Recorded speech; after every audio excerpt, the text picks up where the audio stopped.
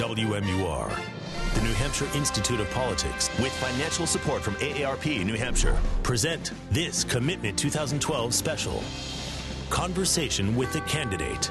Tonight, Congressman Ron Paul.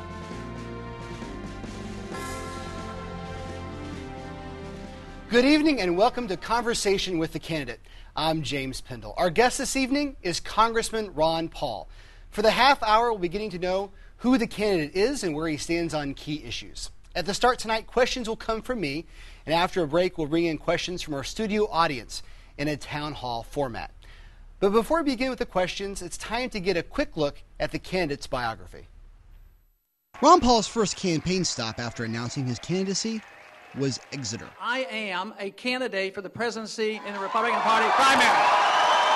Paul was born in Pittsburgh, Pennsylvania on August 20th, 1935. He and his wife Carol now live in Lake Jackson, Texas. They have 5 children and 18 grandchildren. One of those children is Rand Paul, the junior senator from Kentucky. Paul got a degree in biology from Gettysburg College in Pennsylvania, where he was also on the track and swim teams. He then went on to Duke University School of Medicine. The congressman served as a flight surgeon in the U.S. Air Force in the 1960s, and after his time in the military, he focused his medical career on obstetrics and gynecology. Dr. Paul has delivered more than 4,000 babies. Congressman Ron Paul has represented Texas's 14th district since 1997. He was also elected to serve Texas's 22nd district during the late 1970s and early 1980s. This is Paul's third run for the White House. The first came back in 1988 when he ran as a Libertarian. He also ran back in 2008, finishing 5th in the New Hampshire primary, but gained national attention for his fundraising and grassroots support. Well, Dr. Paul, thank you for coming in. Thank you. Nice to be with you. So this is your third time running for president. Why are you running again? To win. And the country has moved in the direction of the Constitution and limited government out of desperation because the things we've been doing for so many years, and especially since the bailout started and the crisis that we've had in the last couple of years, the people have looked at it and said our policies are wrong. They were wrong in leading us up to the problems we had, and they're wrong in trying to get us out of it. And people are frightened and concerned, and they're very worried about the economic crisis. And I've been talking about this for 30 years, warning about it and saying, you know, we're in for big trouble, and people are looking for answers. So I think it's very appropriate that they are now looking at free market economics and the Constitution to find our answers. You know, you've been described as the godfather of the Tea Party movement. Do you embrace that sort of title? Well, I don't know if that's negative or positive. So I haven't invented it. I don't use it. I don't deny it. If it means that I helped start it, yes, certainly. And it wasn't me personally as much as the supporters in '07, because it was during that campaign that the supporters of the Ron Paul presidential campaign got together, and they were going to have a day of celebration of the original Tea Party event, which was the 16th of December. So in '07 they did that, and they raised like $7 million and broke all kinds of records. So that was really the modern day origination of the Tea Party movement. Today it's much bigger and more amorphous. There's a lot of different people involved, and anybody who is concerned and unhappy with what's going on with the federal government can call themselves a Tea Party member. You know, I read that you first really got involved in politics right after the U.S. got off the gold standard. In plain language, why was that such a big deal? Well, it was a big deal because I had been involved in studying free market economics, which is called Austrian economics, throughout the 60s.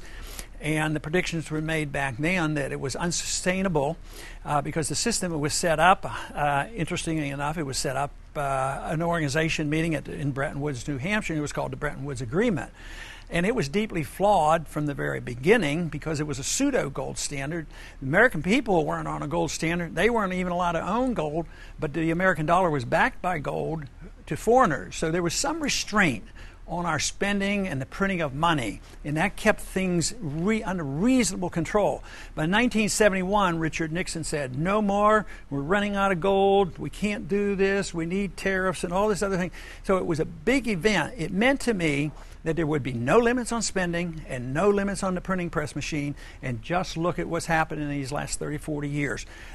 Spending has skyrocketed, the size of government has skyrocketed, our exposures around the world have skyrocketed, the inflation of the currency, the depreciation of money, that has skyrocketed, and it comes because there are no restraints on the creation of money. It's like, when it happened, I said, wow, we're legalizing counterfeit to the politicians. They're supposed to protect the value of our money, and they're legalizing counterfeit, and the world trusted us, and they still do to a large degree, but less so than they used to. That as long as you print the money, we can spend it, and that has led to this horrendous bubble that has now burst, and we're trying to deal with it. Let me ask you about another topic.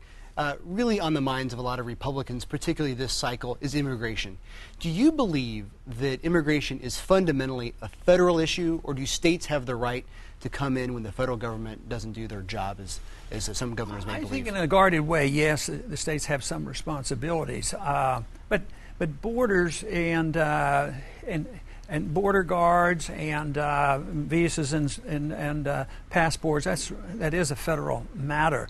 But, in some ways, even private landowners should have something to say about trespassing. Because, if you're in Texas and you own a big ranch and thousands of people are coming over, I mean, even the ranch owner isn't allowed to call the police and say, hey, there are hundreds of people on my land and they're trespassing. So there should be some responsibility to the state, and they're willing to do it, but they're usually inhibited by the federal government, and they're not allowed to do it. What would you describe to be your greatest career accomplishment? Calling attention to something very important, and that is, what should the role of government be? And to me, the role of government ought to be the protection of liberty. And it's done through the Constitution, and the Constitution was written to restrain the government and not the American people.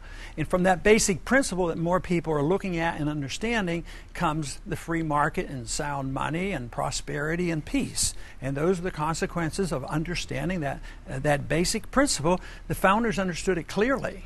And I think I've helped to get people's attention, and also to emphasize the fact that freedom shouldn't be chopped up into pieces. You shouldn't have personal liberty and economic liberty. It's all one, because you have a right to your life, you have a right to your liberty, and you have a right to your property and pursue your happiness and take care of yourself. So I want to put that all back together. And I think I've gotten a lot of people to understand that, because when they realize how important that is, you'll realize that the solution to many of our problems can be found in that basic principle. Great. Well, that does it for this segment. Coming up right after the break, we'll bring in our studio audience to this conversation. Stay right with us. We'll be right back.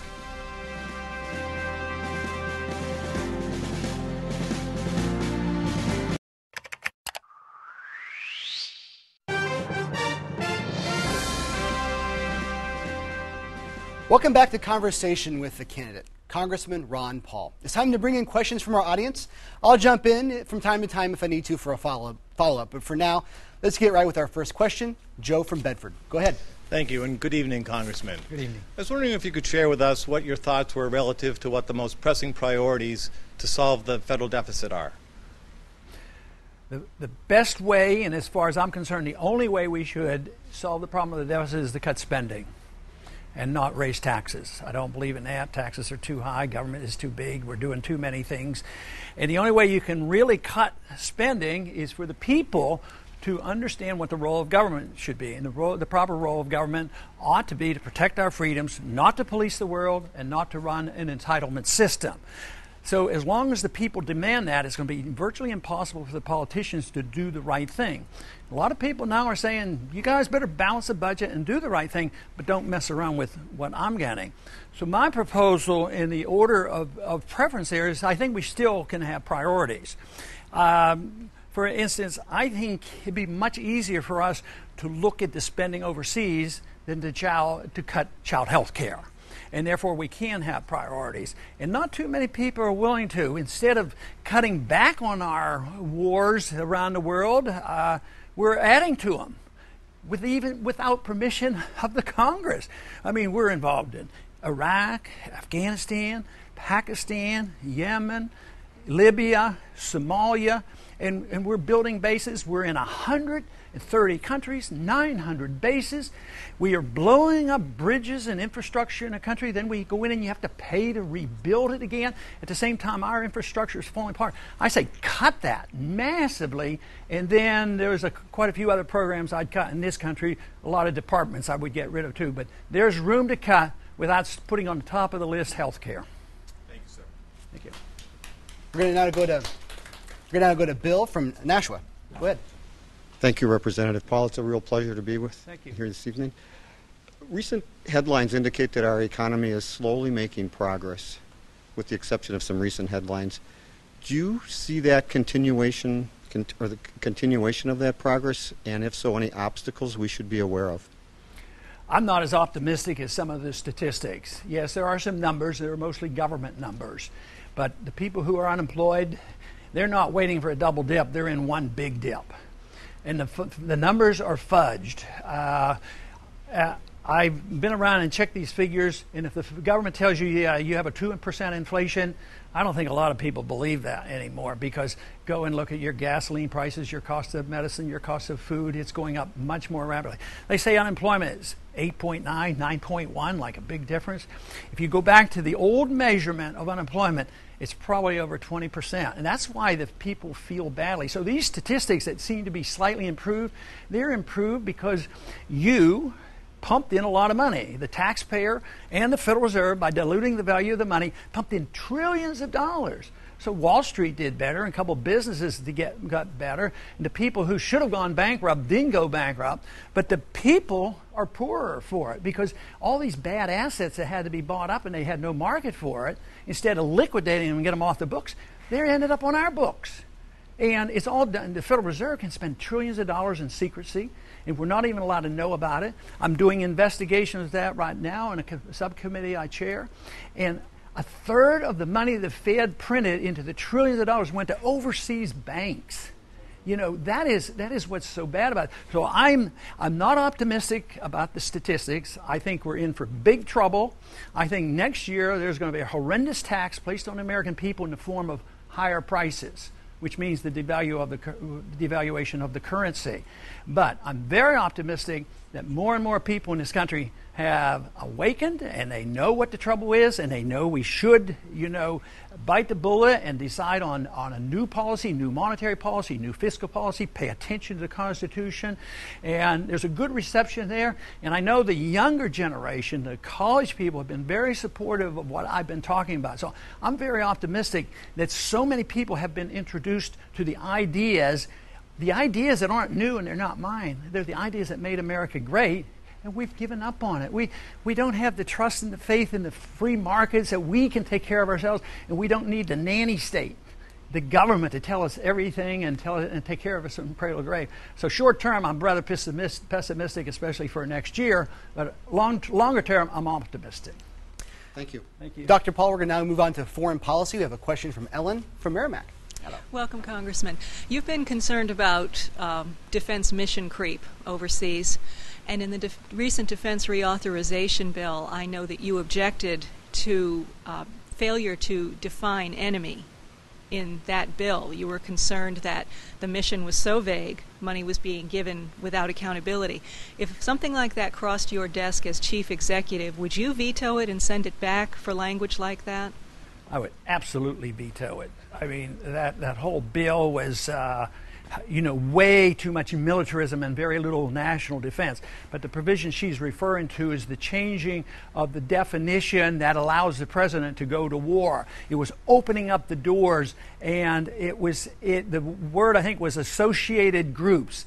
Anybody associated, and it was undefinable. It was so vague that if you happen to belong to a peace group and you're participating in a peace group that really wants peace, and you work for it, and you donate money, you may be put on that list. So they were going to allow the military to target you as well as anybody in the world. It meant it's bad enough already that our presidents go to war without the consent of the people through a declaration of war, but this would have made it much worse. It's passed the House, not the Senate. Let's hope the Senate doesn't pass it, but I absolutely would prohibit it. And if it were on the books when I was there, I would never use it. Dr. Paul, I was just thinking the other day, you're the only candidate running for president these days who's actually served in the military. What happened to the idea that you need to have this military experience to be commander-in-chief? I don't know. Is that one of your main arguments? One of your new arguments, anyway? I would think that it's good that the American people know that, and my staff keeps telling me, "Why don't you tell them about your experience?" But I was in the military for 5 years, and I tell my veterans groups, that I was drafted and went in, and I went in, I was taken out of my residency. I went in with a lot of reservation. It was the height of the Cuban crisis, but I figured I'm going to make the best of it, and I have to respond, and this is the way the system works, and I was very obedient. Matter of fact, I stayed in 3 extra years, so I had a total of 5 years in the Air Force. But now I tell my veterans groups that now he's even not in a presidency position, but as a member of Congress on international relations, I have a responsibility with dealing with policy. So I see it differently. But I would think, yes, that has helped me a whole lot. At the time, it was a great burden, to raising my family and little kids and being drafted and all. But I did travel a lot. Matter of fact, I had been to the Middle East and Pakistan and Afghanistan and Iran at the time. We could go in there, and Ethiopia and Turkey and all these places. And so it was an experience that was well worthwhile, and you do understand how the military operates, and I think it's a very worthwhile experience. I'm going to move back on to some fiscal issues. Alexander, I think you have some questions on entitlements. What is the first step you would take to transition from our current state of entitlements toward your ideal? Well, that one is tougher politically. It's tougher politically to just get rid of the entitlement system. But there's no authority in the Constitution for entitlements. But people, the reason why this is so overwhelming is we have been taught and we have been conditioned, and the majority of the American people believe that entitlement means rights. It sounds like a right. You're entitled to this. But you're not entitled to somebody else's life and property, and you can't go to your neighbor and steal, but you shouldn't be able to send the politician to your neighbor and steal. So the moral principle and the constitutional principle is so clear. So you have to get people to understand that. But what's going to probably end the entitlement system is when we go flat out broke, and that's what we're approaching.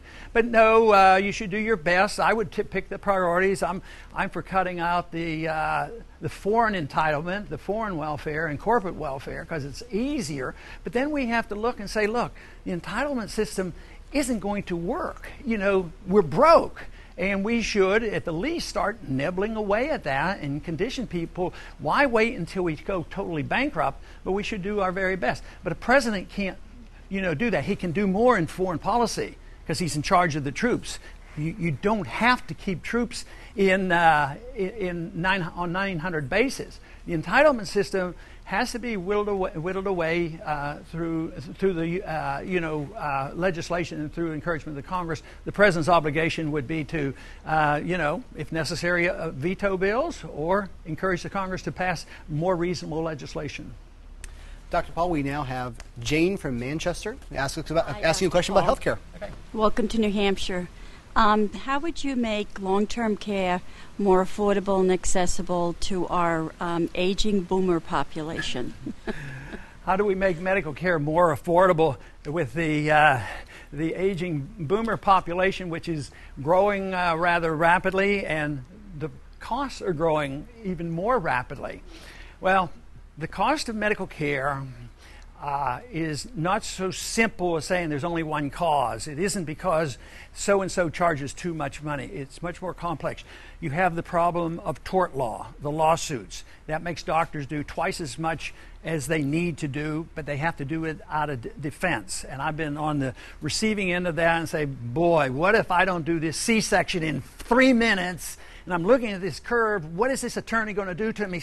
So it puts all kinds of pressures on you, and it does everything in the emergency room. So that's one problem, and I can't go into detail, but I have several pieces of legislation that would deal with that with a free market approach, where you could get the attorneys out of getting most of that money, and that's where our big problem is. The other thing is Inflation is when you increase money supply and devalue your currency, and then it goes into higher prices. You say, well, how would it just do medicine more than anything else? It can. When you devalue a currency, some prices go up, some prices might even go down.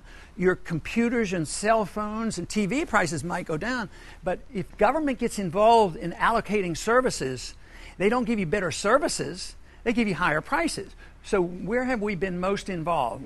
The housing industry, we had a big bubble there. Medical care, we have huge costs there, and so they have to regulate and regulate prices. In education, they have pushed money into that, and it usually never improves services, but it increases prices. So you can't solve your problem until you deal with the monetary issue. But then again, you need a lot more competition. I've spent a lot of time in my recent book dealing with this on how you should have more competition. You should have an opportunity for people to have alternative health care rather than making it illegal. And the medical profession does it. The insurance company does it, the drug companies do it, the management companies do it, and now there's so much, we have corporate medicine. Both Republicans and Democrats have pushed this, and you have to reject that. You need more competition, and there are ways of doing it. The medical profession has it so that anybody outside of somebody with a medical degree can't prescribe anything, and that is not necessary. And there's a lot of options in alternative health care that are actually prohibited, and they shouldn't be. Well, Dr. Paul, I want to get quickly to an email question we have. It's Edward from Miltonboro. He says that we are very dependent on foreign oil. Would you eliminate current restrictions to the development of our own oil reserves in the ANWR and other areas within our boundaries? Did he say, what was the word? Get rid of the reserves? Get rid of the restrictions? The restrictions on drilling in those areas, yes. Oh, yeah. The market should be determining. The market should determine. We shouldn't have restrictions on drilling. The restrictions should be dealt with through the market phenomenon. A lot of people want to restrict it for the so-called environmental reasons, but in a free market, you can protect your environment without having the bureaucrats telling you where to drill and where not to drill, because you don't have a right to pollute anybody's property or anybody's air or anybody's water.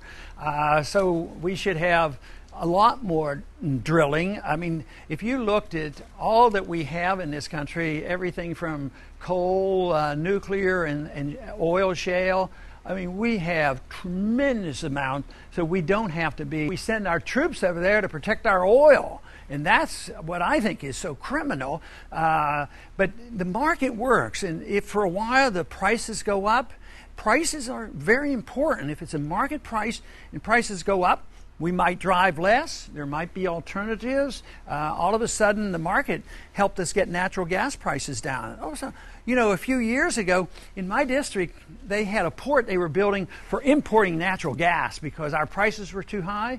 And all of a sudden, there were a lot of discovery. They've turned that into an export of natural gas because, you know, it's unknown what we can do when the market operates. And I happen to think that if the price of gasoline and hydrocarbons got too high, we'd have electricity maybe generated by nuclear and have electric cars or something like that. But let me tell you, one thing with certainty, I don't know all the answers. The politicians in Washington don't know the answer. The bureaucrats don't know the answers. That, you know, the market has to answer. You have to find out which is the best product and how to take what and how to deal with it. But the dependency, the fact that you might have imports shouldn't frighten us all because that's the way the markets are supposed to work. But if they cut it off and prices go up, believe me, as long as the people in this country have the freedom to develop alternatives, they'll happen. We shouldn't be frightened about freedom. It works. You know, Dr. Paul, I want to ask you a little bit of a question. I want to ask you a question about a little bit of your previous profession. You've delivered 4,000 babies. What do you think is the biggest misconception that first-time parents have about pregnancy? You have a few seconds. Oh boy, didn't know I was going to get a medical question. It may be more psychological, frankly, but. Well, I don't know. I think women who are pregnant are pretty smart, and they know what to expect. I think sometimes they're a little more frightened than they have to be. That's a misconception, especially in this age. You know, they could hear stories. People have heard stories about how terrible some some things could come about. But in the modern age, there's just no reason to be fearful. So, but basically, I think I've always considered my patients pretty well informed, and hopefully I kept them well informed. I'm sure you did. That does it all here for this program. Coming up next in our series of conversation with the candidate, Fred Karger will be making his appearance next Friday night. Karger is a former White House consultant, best known now as a gay rights activist. There's still time to send in questions via email. Just head to the politics section of WMER.com and click on the Submit a Question link. You can also pick a question for a specific candidate or for them all. And while we're signing off on television for tonight, this conversation with Ron Paul continues online. There you'll find a full 30 more minutes of questions from our studio audience. And you can also rewatch this half hour in case you missed something. Thanks a lot for watching, and check out WMER.com.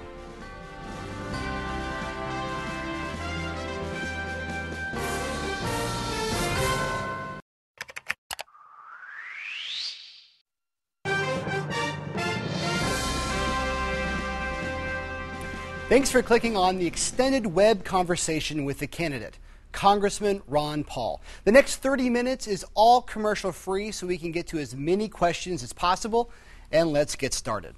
Dr. Paul, you have been in Congress a very long time.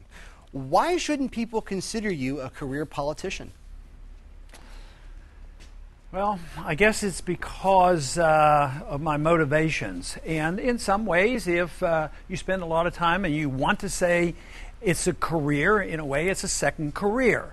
But if it's meant as a pejorative and a negative thing, most people defend me and say, well, you aren't the typical politician. But, yes, it's sort of been a career after I left medicine that I was in Congress for a while. I was in for 4 terms, and I knew I didn't want to be, the career politician. So I went back and I thought, I miss medicine. Matter of fact, the first time I ran for Congress, I figured the American people weren't quite ready for me because I was talking the same way back then, and it wasn't nearly as popular. But I stayed 4 terms. I decided I wanted to go back to medicine. So I went back in '84 and didn't run again and got back into Congress in '97. So it was sort of breaking it up, but I was always motivated to try to solve some of these problems and not play the role of the career politician. But technically speaking, if you spend a bunch of years, you could argue, yeah, that's a career. It's a second career. Matter of fact, I feel very fortunate that I had the opportunity to practice medicine, which I loved. And I think it has helped me in my second career, because if people had rejected me in Congress, I always felt like I had a career and I would feel very good about practicing medicine. So I think it gave me a little bit of leverage to say what I actually believed and say the things I thought was best for the country. Congress itself is one of those easy punching bags. We have all these jokes about Congress, but given your philosophy and frankly your experience there, what does Congress do well? Boy, now you really stumped me. Does it represent well? Is it a place where people can get out the great debates? Is it not? Well, this is a negative doing well. They do very well in following what they've been taught and what they believe, but they have been taught the wrong things. They follow an economic system that I am challenging. I'm challenging the Keynesian interventionist central economic planning, the funny money fiat system, and rejection of the Constitution. They do that very, very well, but they've been taught that.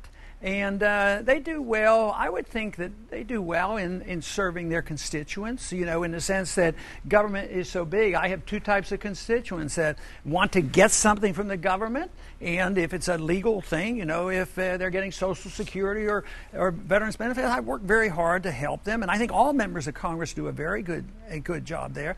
But then there's another group that come to you and they want just more stuff. And I'm less enthusiastic in supporting that. Great. Let's go back to our town hall format here. We've got Ann from Auburn. Question about job creation. Go ahead. Yes. What steps would you propose to deal with the need for more jobs in many areas of the country? Boy. That is the key questions. You've made it very simple and clear. How do you get jobs? Because everybody wants them and everybody campaigns. I don't think you're going to have a candidate come in and say, I'm not concerned about the jobs and I'm going to produce the jobs. Well, I think I approach it more analytical and almost like a physician.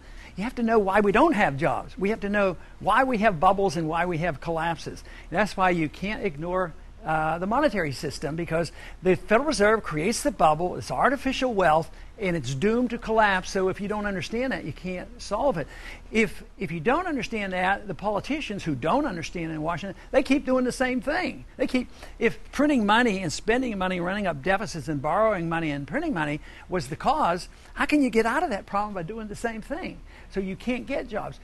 So I want people to understand the business cycle so that you can do the proper things. But the most important thing is getting back to the concept of capital. Capital investments create jobs. But right now we have given up, even though we call ourselves a capitalist country, we don't have true capitalism, because capitalism comes from savings, not out of a printing press. But there is capital out there. It's just not being utilized because of the conditions. We chase capital out of the country. Weak currency countries send capital out. So we buy stuff because our money is cheap. So our best export is money. So we send all our money to China. That's where our capital is. They have $3 trillion in the bank, and we owe $3 trillion to the various countries around the world. That has to change. But one thing, you'd have to change some tax ideas. There's trillions of dollars, well, at least $1 trillion and more, of money held overseas by our corporations. They made the money overseas. They've been taxed. Most countries don't tax you when you bring your money home. Well, I say, why are we going to tax people just for bringing their money home? Why don't they bring the money home, and we wouldn't have to print money and pretend the government can spend the money? We have to encourage them to invest in it. But you have to do more than that to get them confident enough. You have to liquidate debt and get rid of all the mistakes and get all the houses that were overbuilt, which the bubble caused it. You have to do that. But you have to have a change in the tax code. You have to encourage your capital to come back. You have to discourage the Federal Reserve from just printing more money. But then you have to deregulate. You just can't keep adding on regulation. One thing that I am proposing is that if I am to be the president, I'm not going to add to the Federal Register. I want to be the first president ever to shrink the Federal Register, because if you're in business, I don't know how in the world you can keep up with the tax code and the Federal Register. That is a real handicap, and that's why nobody's investing. Now we're going to go back to Roy from Manchester. Go ahead. You have said that you would pull back the military forces. How would you decide which ones, or would they be all of them? Well, how would I decide on which troops to come home? And basically, I want them all to come home, but you can't get them all home in the next week. So you do have to have priorities. I would think that the least controversial, you come first. The troops went in to Korea when I was in high school, and they're still there. We don't need troops in South Korea. I mean, they're 10 times, if not 50 times richer than North Korea, and that's a fourth world nation, and here we are subsidizing the South Koreans. So bring them home. Japan, why do we subsidize Japan? Why do we take care of them? Bring them home. Why do we provide this defense for Germany, and they then have more money to take care of their entitlements, and we have less money to take care of our sick people and our elderly? So bring them home. But I'd bring them home. I'd immediately back off from the Middle East. I would say, we are not in a declared war. Why fight these wars? Bin Laden is dead. And the Al-Qaeda, even our CIA says, basically not in Afghanistan anymore. The most recent report from the CIA says that there is no evidence that the Iranians are building a nuclear bomb. So we don't need all this. So I would there's no place that I think should be exempt. I think we should just come home, and we should never allow the president, and I would never go to war without the permission of the Congress. The president has an obligation to defend this nation in emergency conditions if you're being attacked. That's been very clear throughout our history. But to engage in war, like in Libya now, and saying, our president now says, oh, I got permission from the United Nations. We shouldn't be doing any of that. We should be quitting that, and we could save hundreds of billions of dollars by doing that. Eventually, from what you're saying, you would have all of our forces back in the United States. I think eventually we should. Because then we would defend this country. But how then would you what would you do about the Taliban coming back into? Well, that would diminish the threat of the Taliban. How? The Taliban is almost 100% motivated by one thing, and that is us being in their country, killing their civilians, bombing their countries, and that is what they get so upset about. Just think of it this way. What if any country, let's say China gets stronger and we get weaker, and China does to us what we do to these other countries? We don't have any right to be over there. And every day, just this week, we killed many, many civilians in Pakistan and in Yemen and in Libya. You know, we're killing civilians. That makes people very, very angry. And the Taliban is not the Al-Qaeda. The Taliban are people who want to get foreigners out of their country, just like you and I would if any foreigner came here and did anything like what we do to these other countries. And we have to accept that responsibility, because that's really the way it is. And if we think they just popped up and say, oh, let's get together and let's go destroy America. No, read everything that bin Laden ever wrote and what they wrote, and they're very, very precise. Bin Laden said he wanted three things to happen after 9/11. He says, we want to entice the Americans to come over here and get bogged down like we did to the Soviets. We want to bankrupt their country, and we want to cause dissent in America over their foreign policy. So guess who's laughing in his grave right now because we've done everything he wanted. And what has happened to this? Iraq now is an ally of the Iranians. We've turned it over to the Shiites that used to belong to the Sunnis. So we have pushed them to the Iranians. The Iranians and Pakistan now are being pushed to the Chinese because of this policy of we got to kill every Taliban person in the whole world. You can't do it, and that is the motivation. The motivation is occupation and us being on their land when we have no right to be. We're going to stick with the military. We've got Jim from Manchester. Go ahead. What cuts would you make in the military budget? You've been answering this one. Pardon me? What cuts have you been making in the military budget? What cuts have we, this country, been making? What would I make? Yes. Well, I would, all the things I've been talking about, the cost of keeping troops in Korea, Japan, Germany, and the Middle East. You could cut hundreds of billions of dollars. But I don't call that defense. I call that militarism. I would call that what Eisenhower called supporting the military-industrial complex. And they're making big profits and all. So no, I would cut a lot of that militarism, but I think our country would be stronger. We would defend ourselves. Maybe we'd defend our borders instead of the borders between Pakistan and Afghanistan. I mean, they're impossible, and I've been on that border, and you cannot defend that border. Great. Did you have a follow-up? No. Okay, great. Thank you. Lucy now is from Goffstown. Another question on healthcare. Thank you very much for being here today, sir. What are the best, most practical ways to begin overturning Obamacare? The best and most practical way, the best way is to have a Congress pass a law to overthrow it and a president to sign the law. We don't have the votes in the Congress. We have the votes in the House, but not in the Senate. And I don't think our president's going to vote to overthrow Obamacare. So it's a political problem. You have to change the nature of the Congress and change the president in order to do that. But in the meantime, there are court fights going on and saying, he's gone too far.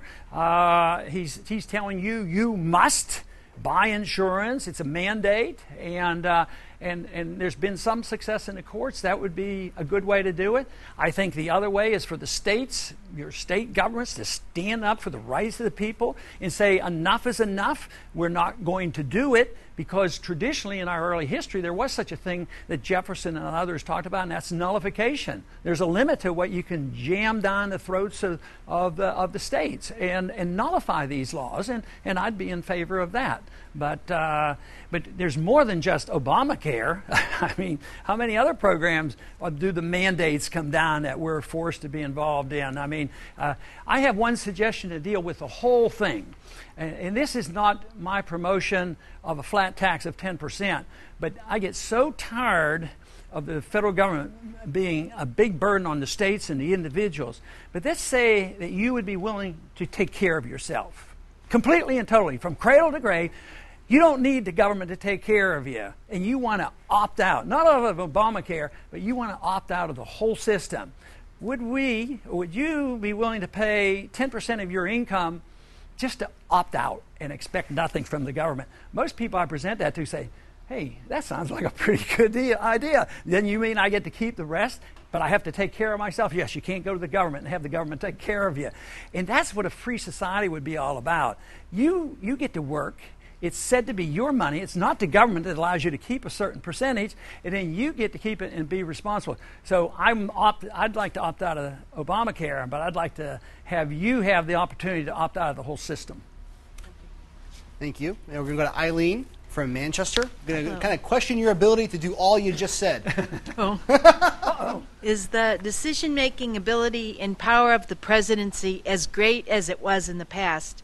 Or are corporate interests in control of the economy, international relations, and other areas? The corporate interests they're really in charge. It's the military-industrial complex. It's the corporations they bailed out. It's the big banking system. They are in charge. But one thing is a lot of people give free markets a bum rap and say, see, that's what capitalism does. They control it. But that's not capitalism. That's not free market. That's corporatism. That's an abuse of power, and it's sort of, we have that in medical care. We're not having socialized medicine. We have insurance companies are making money, and drug companies make money, and management companies make money, and medical companies, they make money. So the corporations do make money on this, and they are in charge, but it's the system. It isn't the free market that says that the corporations are in charge, because they shouldn't get any benefits. The marketplace takes care of the consumer. It doesn't serve the interests of big business. It doesn't serve the interests of big unions and big labor. It serves the interests of the people, because all of us are consumers, and that should be what it's designed for. Thank you. Now we have a question on education. David from Nashua. Yes, Dr. Paul, thank you for serving. Yeah. As president, what are your plans in dealing with the Department of Education? And working with Congress, how would you reform or repeal the National Education Act, No Child Left Behind, the Individuals with Disabilities Education Act, and the new Common Core standards? Well, the proper constitutional position on that, and the one I endorse, is I'd get rid of it all. I mean, I wouldn't have a Department of Education. Where does it say in the Constitution that the federal government is supposed to take care of your schools? All they do is take control of your schools and take control of your kids. And so, no, I think it should all be abolished. And, you know, when people say, well, what else are you going to cut beside the military and all that spending? Cut the Department of Education. Has the quality of education gone up with No Child Left Behind? No. I have quite a few members of my family is in education, and believe me, they are sick and tired of it, you know, of all the controls that are put on there, and if a teacher varies something, the teachers are teaching the test, and all I hear are just negatives. No, there's no authority. If we, the people, want the federal government to run our education, now that we've had this test, you should amend the Constitution. Otherwise, they do anything they want. You know, if you can take over all of his education and all the medical care of the country without changing the Constitution, there's nothing left of the Constitution. And that's why presidents go to war without even asking us. I mean, this is a crisis that's going on. It's a crisis of the rule of law that we're having. So on education, believe me, we would not suffer and we'd save some money. But here's the thing, Dr. Paul. You do all that, and you can have the constitutional argument. That's fine. We constantly hear about how we as a nation are falling behind with other developed countries in terms of education. Maybe it's the bully pulpit as a president, but what could we do to improve education in the country? Well, I think getting rid of the federal government would improve it. You know, I think the quality of education has gone way down because it diminishes, well, they spend too much time getting young people to pass tests and holding the other people back. No, I think there's no doubt that the quality of education has gone down. I bet if you drew two lines, quality this way, the role of the federal government this way. So if you get rid of that, and I think the quality of education is going to go up. There's still, you know, some decent education in this country, but it's a smaller number of people. It's designed, only to protect a very small number of people. And there's, even in medicine, as bad as our medicine is, there's some parts of medicine in this country is still the very, very best. So it isn't like everything is bad. But I think if you want higher quality education, it should be done privately would be better, or locally. I was raised in a system where I went to public schools, but they were controlled by our school board, in one little town, and that was it. And we had, we ended up getting half-decent education. So, in terms of these meta issues, like the fact that China produces so many more engineers than we do in the country, something you could do as a president in terms of maybe not policies, maybe not money, but what could we do to make us more competitive? I think it's related somewhat to the work ethic, which we have forgotten about. I think everything can't be blamed on the Department of Education and the system as much as I don't think we have as much respect for the work ethic, because many individuals, especially coming from the Orient, boy, they come over and they work and study, and we've become softies. We're not quite the disciplinarians with our children that we should as a whole. But the people who are sick and tired of it are changing that, because they're opting out. And thank goodness they still have the right to opt out and have homeschooling and private schooling. And believe me, as I travel and visit with people who have been raised in homeschooling or a private Christian school, I mean, their quality of education is pretty amazing. So I think that's what it needs. So it's a personal responsibility as well as the system that discourages it. Speaking of the way you raise your kids, you have a question from Jared in Manchester. Okay. I met your son Randy a couple months ago, and I was wondering if you ever considered him running as your vice president. I hadn't thought about it. People might think that's what do they call it? I think that'd be a little bit too much of a mixture. But legally, it would be illegal. We're in 2 different states. It might, but we haven't had that discussion yet. What would you look for in a vice president? I'd want to have somebody agree with me on the issues. I certainly don't want somebody resigning because, you're bringing those troops home from Korea today? And then he resigns. Now, he would agree with me on the position, which means that he takes the Constitution seriously. That would be the qualification. Thank you. Dr. Paul, we hear Republican candidates all the time invoking the name Ronald Reagan. What grade would you give his presidency? Boy, that's an interesting and a trick question, too. Ronald Reagan is the president that I knew the best. I have more pictures with him. I flew on Air Force One in his helicopter together. He was a gold standard guy. But you want me to give him a grade? I don't give him an A. I give him a B. I give him an A+ for being a grand person because I really liked him. We got along together. But he raised taxes, deficits exploded. He did a few things in foreign policy that I didn't approve of.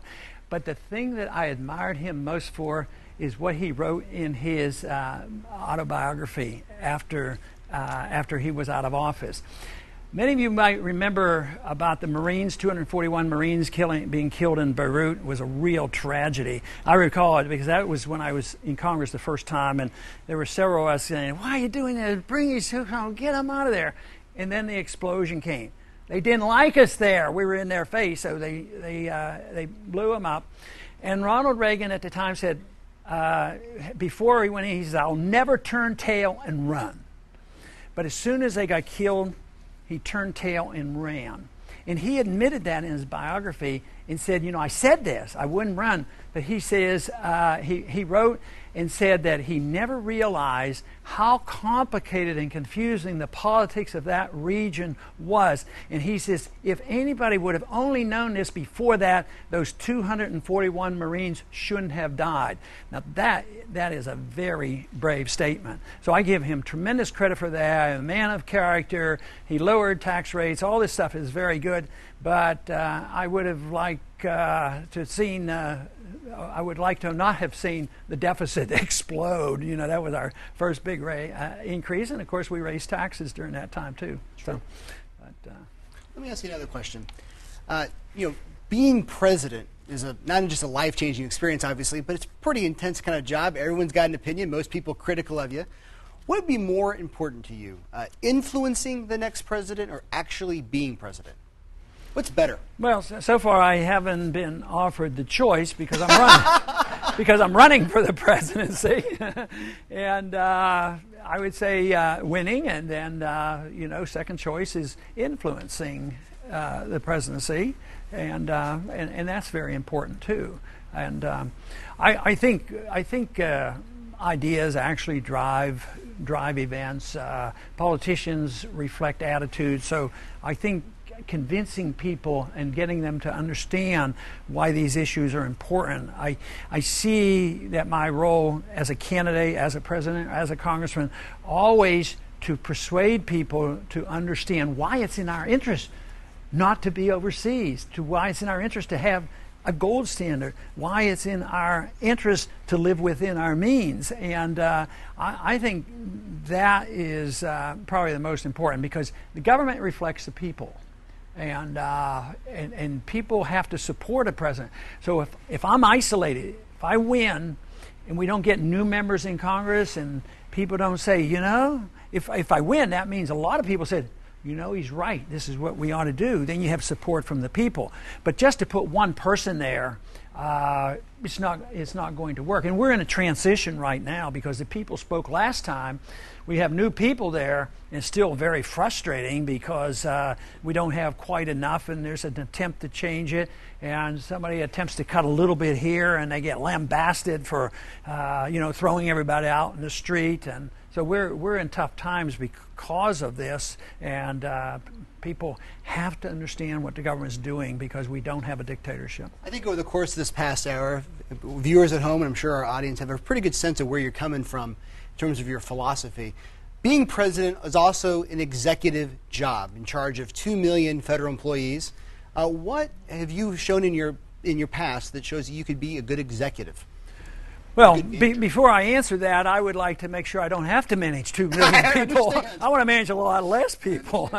Well, I imagine I've had as much experience as any of the other ones. I've had many small businesses at home when I was practicing medicine. Medicine is a business. I have been, quite a few employees, and I've managed congressional offices, and I've been in educational foundations and in many organizations. So it's a bit, but I think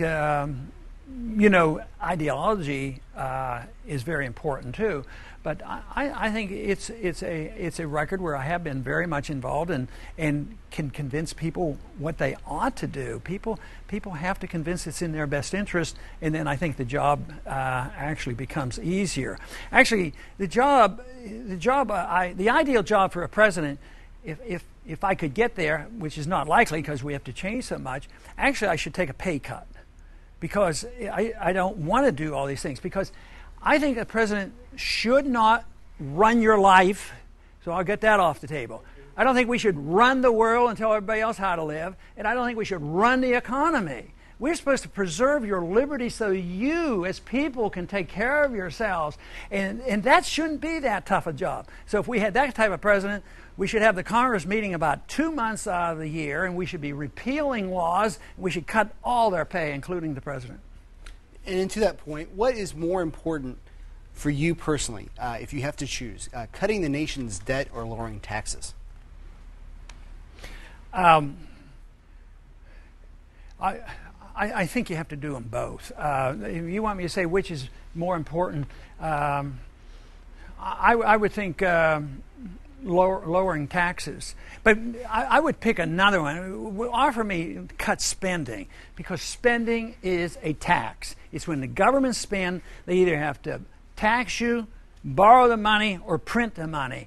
And that is the tax, and that is the debt. So you've got to get back to the spending, and spending is a consequence of the people expecting cradle-to-grave care, as well as responsibility around the world to police the world and get involved in all those entangling alliances. A few seconds left. I don't want to get you in trouble back at home.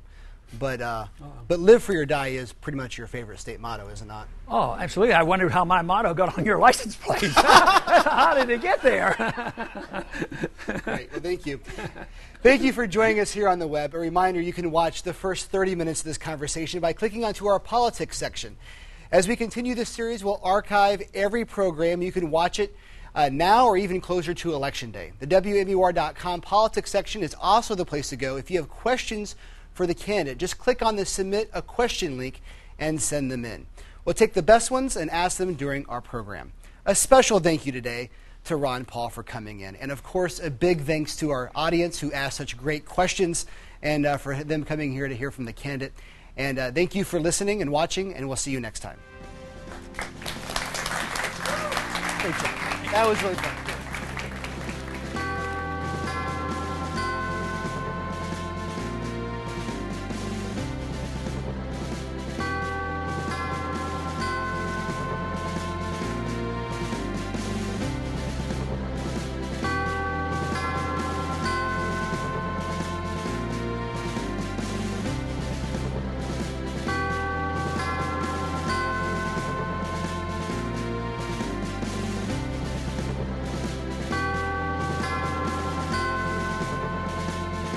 WMUR News 9 is online 24/7 at WMUR.com.